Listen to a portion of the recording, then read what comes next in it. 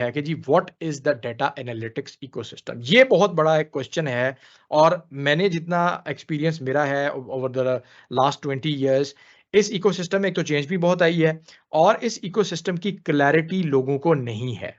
ठीक है, एक एक्सेल शीट को खोल के एनालिसिस करना डाटा एनालिटिक्स इकोसिस्टम को डिफाइन नहीं करता। इसके अलावा भी बहुत सारी जो है वो लोगों के जहनों में डेफिनेशंस होती हैं, but let's go and try to answer this data analytics ecosystem. ये जो मैं आपको एक स्लाइड दिखा रहा हूं, यहाँ पे आपको 5 डिफरेंट सेक्शंस नजर आ रहे हैं। ठीक है, और जो आपको ये आइकन्स नजर आ रहे हैं या ये कुछ कुछ आपने देखे होंगे। अगर मैं लेफ्ट साइड से लेट मी जस्ट उसको मैं हाइलाइटर को ऑन कर दूं ताकि थोड़ा सा आसानी हो सके। सो ये 5 सेक्शंस हैं और यहाँ पे अगर आप सबसे लेफ्ट पे देखें तो ये आपको लग रहा है कि हाँ यार, ये डेटा से रिलेटेड तो कोई चीज़ नहीं है, ये तो कोई ऑयल रिग की बात हो रही है। और ये भी आगे कोई ऑयल की ट्रांसपोर्टेशन की बात हो रही है, ये कोई ऑयल रिफाइनरी की बात हो रही है, ये अगेन कोई ट्रांसपोर्टेशन की बात हो रही है, और ये तो हमारा जो पेट्रोल पंप होता है उसकी बात हो रही है। सो इस डायग्राम को दिखाने का मकसद ये है कि देयर इज एक टर्मिनोलॉजी है जो आप लोगों ने, आई एम श्योर बहुत सारे लोगों ने सुनी होगी कि जी data is the new oil. ठीक है, I am sure everybody would have heard about it कि data is the new oil. अब data is the new oil में जो चीज समझ में आती है वो ये आती है कि जी क्योंकि डाटा ऑयल जो है वो क्योंकि एक वैल्यूएबल कमोडिटी है, तो डाटा भी क्योंकि वैल्यूएबल है, तो इस वजह से data is the new oil की टर्म है, जो कि किसी हद तक बात ठीक भी है। लेकिन यहाँ ये it is not the complete definition. जो कंप्लीट डेफिनेशन है वो ये है कि there is a very good there is a very good similarity between the data ecosystem and the oil ecosystem. वो कैसे है वो भी हम देखते हैं। तो पहले ऑयल इकोसिस्टम में क्या होता है जी, यहाँ पर आपकी ऑयल रिग लगी हुई है। ऑयल रिग से रॉ फॉर्म में डाटा जो है वो ट्रांसपोर्ट होता है आइदर थ्रू जो आपके ऑयल टैंकर्स हैं, लैंड बेस्ड, सी बेस्ड, और वो आता है आपकी ऑयल रिफाइनरी में, बिकॉज क्रूड ऑयल जो है या जो रॉ फॉर्मेट है ऑयल का, वो तो किसी काम का नहीं है। तो यहाँ पर आके उसके ऊपर कुछ प्रोसेसिंग होती है, उसके ऊपर फिजिकल एंड केमिकल प्रोसेसेस करने के बाद वो वैल्यू उसमें ऐड की जाती है, और वो पेट्रोल में, केरोसिन ऑयल में, डीजल में, एविएशन फ्यूल में, लुब्रिकेंट्स की फॉर्म में वो डिफरेंट जो है वो जगहों पर जाता है, और फिर फाइनली वो किसी जगह से सर्व होता है। तो यहाँ पर सिर्फ एक ये फ्यूल पंप दिखाने का मकसद ये है कि जो कि सबसे ज्यादा उसकी बड़ी ऑयल की जो है वो यूटिलिटी है, कि हमारी गाड़ियों में, हमारी पब्लिक ट्रांसपोर्ट की व्हीकल्स में, जो हमारा जो भी ट्रांसपोर्टेशन का मैकेनिज्म है उसमें ऑयल जो है वो इस्तेमाल होता है। तो ये एक छोटी सी जो मैंने डिस्क्रिप्शन दिया, इसको अब आपने अपने जहन में रखना है, और हम इससे आगे चलते हैं। और अब जब इससे हम आगे जाएंगे तो यहां पे मैंने ये किया कि मैंने इन 5 चीजों को इसी इकोसिस्टम में, ऑयल के इकोसिस्टम में, इनको मैंने 5 जो है ना नाम दे दिए। इसको मैंने कहा यार ये मेरी एक्सट्रैक्शन की लेयर है, या ये मेरा एक्सट्रैक्शन का पार्ट है। This is my ingestion. Ingestion means के जैसे आप इंजेस्ट कर रहे होते हैं, बहुत सारी जगहों से कोई चीज इकट्ठी हो रही हो, तो उसको आप इंजेशन बेसिकली उस प्रोसेस को बोलते हैं। इसको मैंने कहा ये मेरा प्रोसेसिंग वाला एलिमेंट है, या यहाँ पर कोई प्रोसेसेस हो रहे हैं। यहाँ इसको मैंने जो पार्ट है इसको मैंने कहा यार यहाँ पे एनरिचमेंट हो रही है, बिकॉज यहाँ पे क्रूड ऑयल जो है ये कन्वर्ट हो रहा है इनटू पेट्रोल प्रोडक्ट्स जो हमारे जिनको हमें पता है। एंड फाइनली यहाँ पर जो ये फाइनल लेयर है, इसको मैं कह रहा हूँ कि यहाँ पे ये चीज सर्व हो रही है। ठीक है, सो अब अगर यहां से मैं अगली स्लाइड पे जाऊं और मैं आइकन्स को चेंज कर दूं, तो आइकन्स को मैंने चेंज जो किया है उसमें मेरे पास कुछ नए किस्म के आइकन्स जो है वो मुझे नजर आ रहे हैं। और ये जो आइकन्स हैं, ये आइकन्स रिप्रेजेंट करते हैं डेटा के इकोसिस्टम को। ठीक है, तो अब हम ऑयल के इकोसिस्टम से डेटा के इकोसिस्टम में आ गए। अच्छा जी, यहां पे क्या है जी, एक्सट्रैक्ट में यहां पे हमें डिफरेंट किस्म की डेटा की सोर्सेज नजर आ रही हैं। अब जैसे ऑयल जो है वो या तो लैंड में होगा या सी में होगा, मतलब आसमान से तो कहीं आज तक किसी ने मेरा नहीं ख्याल सुना होगा कि जी कहीं आसमान से कहीं से आपको जो है वो ऑयल मिलता है। बट डेटा के केस में हमारे पास वैरायटी बहुत ज्यादा है। Data could be in your PC, आप जिस लैपटॉप पे बैठे हैं वहां पे भी आपका डाटा पड़ा हो सकता है। आपकी किसी कंप्यूटर के साथ किसी ड्राइव में भी डाटा पड़ा है, वहां पर भी हो सकता है। आपका कोई लोकल सर्वर है, उसमें किसी जगह पर आपने जो है डेटाबेस इंस्टॉल की हुई है, वहां पे भी हो सकता है। इंटरनेट की कोई सोर्स किसी वेबसाइट पे भी हो सकता है, किसी क्लाउड सर्वर पे भी हो सकता है। It could be anywhere, it could be even in an IoT sensor जो कि कहीं किसी फील्ड में लगा हुआ है। सो हमारे पास डाटा जो है इन शॉर्ट वो मल्टीपल सोर्सेज से आ रहा है, और मल्टीपल सोर्सेज से खाली नहीं आ रहा, मल्टीपल फॉर्मेट्स में आ रहा है। स्ट्रक्चर्ड भी है, अनस्ट्रक्चर्ड भी है और सेमी स्ट्रक्चर्ड भी है। ये 3 टर्मिनोलॉजीज यूज होती हैं। अब बात ये है कि जी स्ट्रक्चर्ड एंड सेमी स्ट्रक्चर्ड और अनस्ट्रक्चर्ड में फ़र्क क्या है? आसान अल्फाज में जो डेटा आप टेबल की फॉर्म में विजुअलाइज़ कर सकते हैं, यानी rows and columns, that is structured. ठीक है जी? किसके कितने रोज़ हैं और कितने कॉलम्स हैं।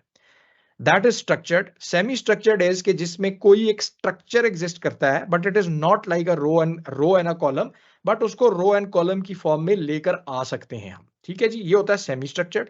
और अनस्ट्रक्चर्ड है कि किसी भी तरह का हो सकता है। जैसे ये मेरी पावर पॉइंट की स्लाइड है, ये भी तो डाटा है। ठीक है? इसमें भी तो डाटा पड़ा हुआ है। आपका इमेज एक डाटा है, आपकी वीडियो एक डाटा है। It could be anything, but उसमें वो किसी एक फॉर्मेट ऐसे में होता है जिसको हम कहते हैं कि जी ये अनस्ट्रक्चर्ड फॉर्म ऑफ डाटा है। ठीक है जी? अब यहाँ पे हमारे पास ये डाटा की सोर्सेज हैं और यहाँ पर वर्ड लिखा हुआ है एक्सट्रैक्ट। तो इसका मतलब ये है कि इस इकोसिस्टम में डाटा जहां पर भी पड़ा है, उस डाटा को आप एक्सट्रैक्ट कर सकते हैं। It could be in your laptop, like I said, it could be in the cloud. अच्छा, अब आगे आ जाए। जैसे ऑयल रिग से हमने जब ऑयल था उसको ट्रांसपोर्ट किया और उसको लेकर हम एक यहाँ पर जो हमने देखा कि हमारे पास एक ऑयल रिफाइनरी थी। डेटा के केस में भी यही है। अब हमें ये पता चल गया कि यार डिफरेंट सोर्सेज में पड़ा हुआ है। अब हमने यहाँ से इसको एक्सट्रैक्ट करना है, और एक्सट्रैक्ट जब हम करेंगे तो ये जो प्रोसेस है ये बेसिकली इंजेक्शन को शो कर रहा है। ये इंजेक्शन को आसान अल्फाज में समझने के 2 तरीके हैं। जैसे आपने कहीं देखा होगा कि आपके घर में पानी की टैंकी है, उसके साथ एक पूरा पाइप्स का एक मैकेनिज्म होता है, फिर इसको प्लम्बर आके पूरा लगाता है। इसी तरह घर में वायरिंग का एक मैकेनिज्म होता है। तो होता क्या है बेसिकली, आप पानी को और इलेक्ट्रिसिटी को डिफरेंट जगहों के ऊपर पहुंचा रहे होते हैं। सो ये जो मैकेनिज्म है that is very much similar, कि आपके पास डाटा डिफरेंट सोर्सेज में पड़ा है, और अब वो एक इंजेक्शन मैकेनिज्म के साथ एक ऐसी जगह पे आ रहा है जिसको हम कह रहे हैं कि यार यहाँ पे जिसको हम कहते हैं कि एक प्रोसेस होने वाली जगह पे आ रहा है। अब आप इसको एक डेटा फैक्ट्री भी कह सकते हैं, और अगर आप थोड़े से फेमिलियर हैं विद द टर्मिनोलॉजी, तो आप इसको अल्टीमेटली इसकी रिजाइडिंग प्लेस को एक डेटा वेयर हाउस भी कह सकते हैं। ठीक है? मैं अभी ना डेटा वेयर हाउस में जाऊंगा, ना मैं डेटा फैक्ट्री में जाऊंगा। मैं सिर्फ ये कहूंगा कि एक ऐसी जगह कि जहां पे वो डेटा आएगा और उसके ऊपर कुछ प्रोसेस होगा, और वो प्रोसेस होने के बाद उसकी कुछ शक्ल निकल आएगी। ठीक है? और ये जो चीज हो रही है बीच में, ये जो पाइपलाइनिंग का एक इफेक्ट हो रहा है, बल्कि यूज भी होती है टर्मिनोलॉजी की, जी पाइपलाइंस बन रही है डेटा की, वो यही है कि भाई डेटा रॉ फॉर्म में यहां तक कैसे पहुंच रहा है। ठीक है? अच्छा, अब यहाँ पे क्या होगा? यहाँ पे अब ऑब्वियसली इसके साथ हम डाटा के साथ कुछ प्रोसेसेस करेंगे। डाटा की क्लीनिंग है, डाटा की ट्रांसफॉर्मेशन है, डाटा के साथ डिफरेंट किस्म के ऑपरेशंस होंगे, और डाटा को इनरिच भी किया जा सकता है। अब अच्छा, इनरिचमेंट जो है वो थोड़ा सा यहाँ पे समझने की जरूरत है। एक है डाटा जो कि वो ओरिजिनल फॉर्म में जो वो आ रहा है आपके पास, ठीक है जी, जिसको हम कहते हैं, जो कि एक यूनिवर्सल फिनोमेना है, वो ये है कि डेटा हमेशा जो है वो पास्ट को रिप्रेजेंट कर रहा होता है।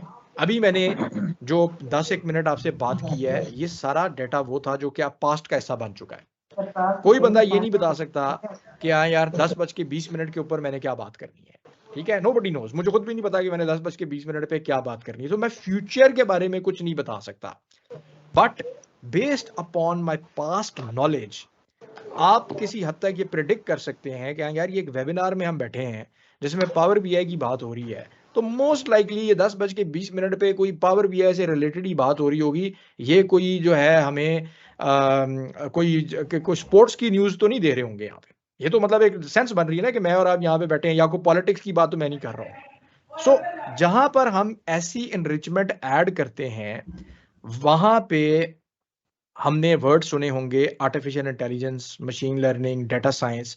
इनकी जो है वो जो खासियत है इन सब की, वो ये है कि ये फ्यूचर की तरफ देख रही हैं। इनका पास्ट के साथ लिंक इस तरह डायरेक्टली तो बनता है कि डाटा तो पीछे से आ रहा है, लेकिन पास्ट डाटा आ रहा है, लेकिन ये एक्चुअली जो देख रहे हैं, या ये जो सारे जो ये मैंने आपके सामने जो ये नाम लिए हैं, ये फ्यूचर को प्रिडिक्ट करने के लिए यूज हो रहे हैं। मैं बिल्कुल लेमैन टर्मिनोलॉजी में बात कर रहा हूँ, बिकॉज देयर आर पीपल के जो कि नॉन टेक्निकल बैकग्राउंड से हैं। सो प्लीज इस चीज को वो ना कीजिएगा कि शायद मैं बहुत ही ज्यादा सिंपल उसमें कर रहा हूँ। ठीक है? समझने की बात ये है कि इंपॉर्टेंट चीज ये है कि डाटा जो जिस चीज को रिप्रेजेंट कर रहा है वो हमारा मेन ऑब्जेक्टिव है, but there could be a scenario कि जिसमें हम कुछ ऐसी चीजें करें उसको एनरिच करने के लिए कि जिसमें हम machine learning, artificial intelligence, data science की बात करें कि जो कि फ्यूचर से रिलेटेड कोई बात कर रहे हो या फ्यूचर से रिलेटेड कोई रिजल्ट्स प्रेडिक्ट कर रहे हो। ठीक है जी।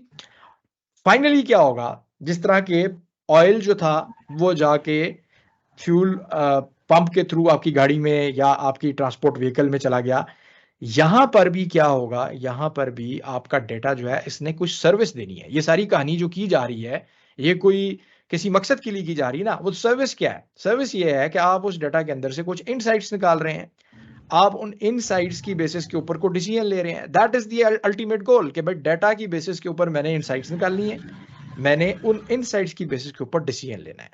इनसाइट्स निकालना भी एंड गोल नहीं है, डिसीजन लेना इज द एंड गोल। अगर आपने इनसाइट्स निकाली हैं जिसकी बेसिस पे कोई डिसीजन नहीं लिया जा सकता, this whole exercise is basically just a waste of time. किसी ने को खूबसूरत डैशबोर्ड बना के क्या करना है अगर उस डैशबोर्ड से कुछ निकल ही नहीं सकता? That is not the end goal. और फिर अगेन इसको आप देख सकते हैं कि आप इसको एम्बेड कर सकते हैं, इसकी बेसिस के ऊपर कोई और प्रोसेस इनिशिएट कर सकते हैं। There are so many things, but ultimately point ये है कि इसने सर्व करना है, it has to serve a purpose. अब आगे क्या है जी? आगे ये है कि इस लेयर में मैंने वैसे कुछ बातें तो कर दी, इस लेयर में अब कुछ मैं मजीद टर्मिनोलॉजीज ऐड कर रहा हूं। जो मैंने पहले 5 की थी, अब मैंने कुछ टर्मिनोलॉजीज ऐड की।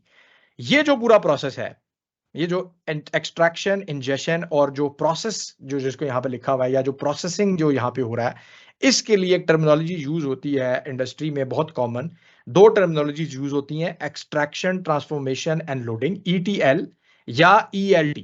ठीक है, इस स्टेज के ऊपर इन दोनों में डिफरेंस क्या है ये आपका समझना जरूरी नहीं है। बस समझना ये जरूरी है कि भाई यहां से कोई चीज एक्सट्रैक्ट होगी और यहां पर फाइनली आएगी और किसी एक खास फॉर्मेट में, किसी एक खास तरीके से यहां पे आके वो लोड हो जाएगी। ठीक है जी, पहली बात।